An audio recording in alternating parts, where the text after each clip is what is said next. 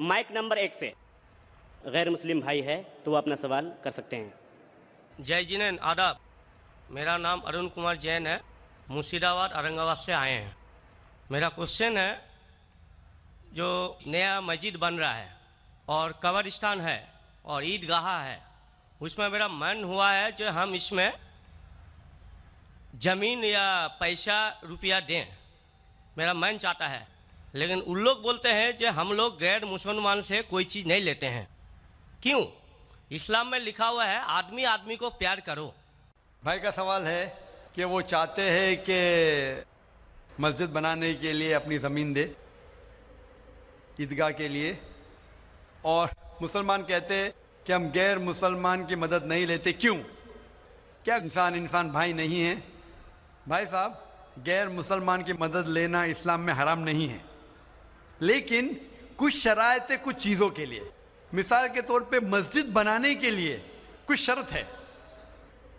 मस्जिद बनाने के लिए एक मुसलमान अपनी ज़कात का पैसा भी नहीं दे सकता है।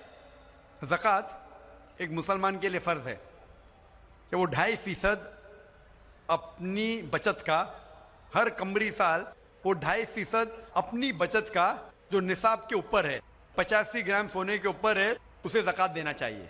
और ज़कात की कई शराइत है कि फ़ुक़ारा को देना चाहिए, गरीब को देना चाहिए, मसाकिन को, मोल्ला और फुतुल कुलूब, गारिमून जो कर्जदार है, वगैरह वगैरह, इब्ने सबील। लेकिन इसके अंदर ये मुसलमान अपनी ज़कात का पैसा मस्जिद के लिए दे सकता है, क्योंकि मस्जिद एक मुसलमान का फ़र्ज़ है कि वो अपने पैसे से बनाए, और ज़कात का पैसा भी इसमें इस्तेमाल नहीं हो सकता है, अपने बाकी पैसे से बनाए।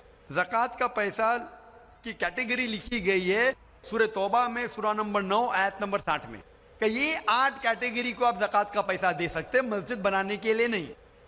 क्योंकि मस्जिद एक फ़र्ज़ है, मुसलमान खुद अपने पैसे से, ना कि ज़कात से, अपने बाकी पैसे से जो सदका हो या बाकी पैसे से, ना कि जो गरीबों के लिए जो पैसा महफूज है, जो 8 कैटेगरी है उसके लिए महफूज है, वो पैसे में से आप मस्जिद बनाने के लिए दे सकते हैं। ये एक शर्त है।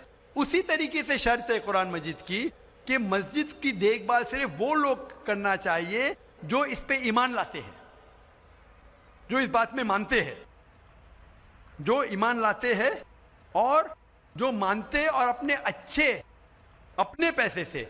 तो अगर कोई गैर मुसलमान अगर इस पे ईमान नहीं लाता है तो मस्जिद के लिए इस्तेमाल नहीं किया जा सकता है। मिसाल के तौर पे मैं कहूँगा कि यहाँ कई जगह है अपने हिंदुस्तान में जिसे कहा जाता है कैंटोनमेंट एरिया।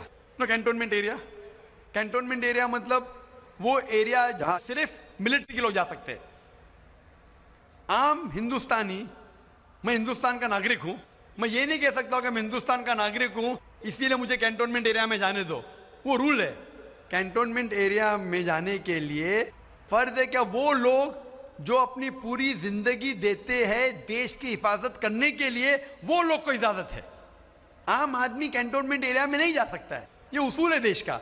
उसी तरीके से जो लोग ईमान लाते हैं मजहब पे और ज़कात के अलावा अपनी बाकी आमदनी के पैसे से मस्जिद बना सकते हैं, तो इसीलिए क्योंकि आप ईमान नहीं लेके आए तो मस्जिद बनाने के लिए आपके पैसे का इस्तेमाल नहीं हो सकता है। लेकिन बाकी खैरात की अलग बात है। अगर आप किसी को पैसा देते हैं, किसी को तालीम के लिए, मुसलमान को, तो हराम नहीं कि मुसलमान गैर मुसलमान का पैसा नहीं ले सकता है। सिर्फ मस्जिद के लिए शर्त है।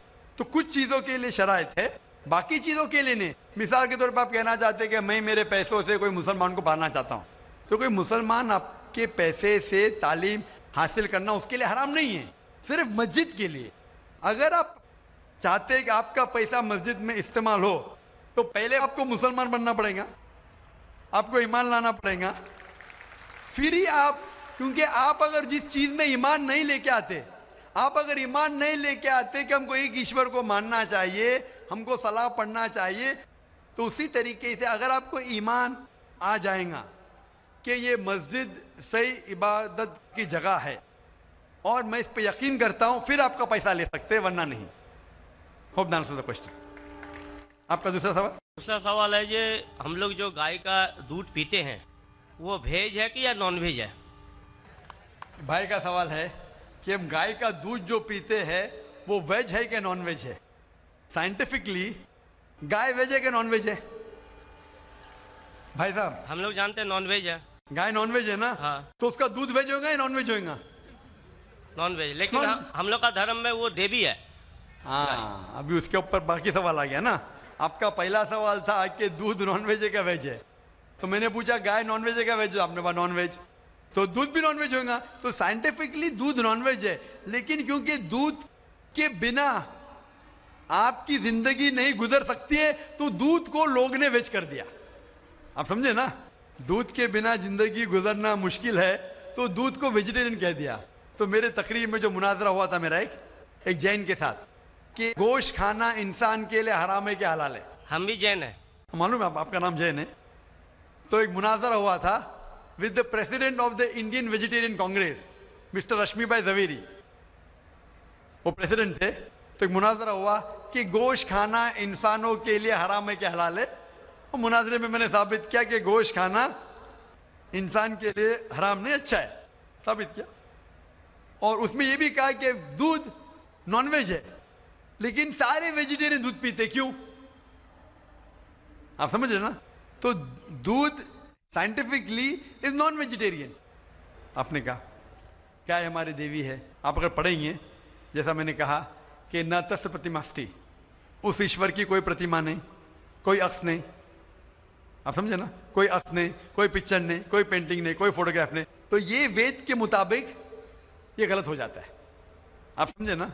लेकिन फिर भी मैं जानता हूं कि कई किताबों में, क्योंकि हिंदू किताबें दो किस्म की है, श्रुति और स्मृति। श्रुति वो किताब जो भगवान की तरफ से आए, वेद और उपनिषद। स्मृति वो किताब जो इंसानों ने लिखी है। तो श्रुति होती जो ईश्वर की तरफ से है, और एक होती है स्मृति जो इंसानों ने लिखी है। तो मैं जानता हूं कि कई हिंदू मजहबी किताबों में, खुसूसन स्मृति में, ऐसी चीजें लिखी है जो श्रुति के खिलाफ है। ये आप देखेंगे, गाय आपकी देवी है, वो आप वेद में नहीं पाएंगे, आप नीचे वाली किताब में पाएंगे। तो जब भी कोई ऊंची या नीचे किताब में टकराव हो तो हमें मानना चाहिए ऊंची किताब।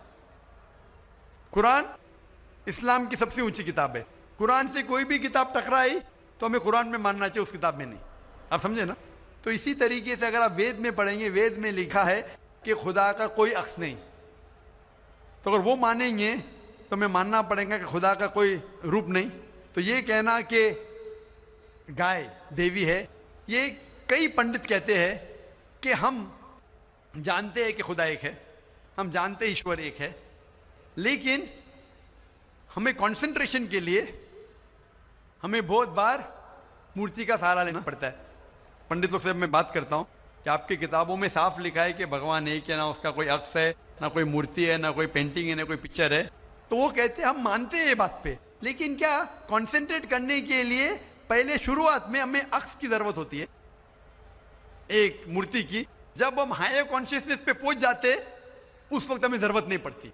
तो मैं उनसे कहता हूं मुसलमान हायर कॉन्शियसनेस पे पहुंच गए, हमें कोई अक्स की जरूरत नहीं, हम ईश्वर को डायरेक्ट मानते हैं, डायरेक्ट इबादत करते हैं। तो इसी तरीके से कभी भी टकराव होता है मजहबी किताबों के अंदर तो ऊंची किताब को मानना चाहिए नीची किताब के बनिस्बत। तो ऊंची किताब में लिखा है कि ईश्वर का कोई अक्स नहीं है, आप समझे ना? फिर भी आप देखेंगे लोग अपनी मजहबी किताब को नहीं मानते। तो मेरा यही कहना है लोगों से, चाहे मुसलमान हो, जैसा मैंने कहा कि कुरान को समझ के पढ़ो, मैं कहता हूं हिंदुओं से कि आप भी वेद को समझ के पढ़ो। मैं कहता हूं इंडियन गवर्नमेंट से कि संस्कृत कम से कम हिंदुओं के लिए फर्ज करो, तो हिंदू कम से कम संस्कृत पढ़ सकेंगे, अपने मजहब के करीब आएंगे और हिंदू मुस्लिम भी करीब हो जाएंगे। क्योंकि संस्कृत पढ़ेंगे तो आपको पता चलेगा कि आपकी किताब में क्या लिखा है। तो कोई भी पंडित आपको घुमाएगा नहीं, फिर पंडित घुमाएगा तो बोलेंगे तो हवाला दो कहिए। आप समझे ना? अरे बहुत से हिंदू मेरे जो सुनते मुझे अपने पंडित से पूछते गए मुसलमान है जो ऐसा करता है, बोलते अरे अरे वो मुसलमान को सुनो मत। अरे क्यों नहीं सुनो भाई? मैं अगर हवाला गलत दे रहा हूं तो आप आके पूछ सकते मुझे कि आपने जो हवाला दिया वेद का गलत है। मैं इंसान हूं, गलती कर सकता हूं, आप समझे ना? तो मैं कहता हूं हिंदुओं से कि आप संस्कृत जानो, अपनी वेद पढ़ो, ताला विला कलिमतिन सवाइम बैना बैनकुम, आओ हम उस बात की तरफ जो आप और हम में यकसा है, यकसानियत की तरफ आएंगे तो हिंदू मुसलमान एक हो जाएंगे। Hope the answer the question.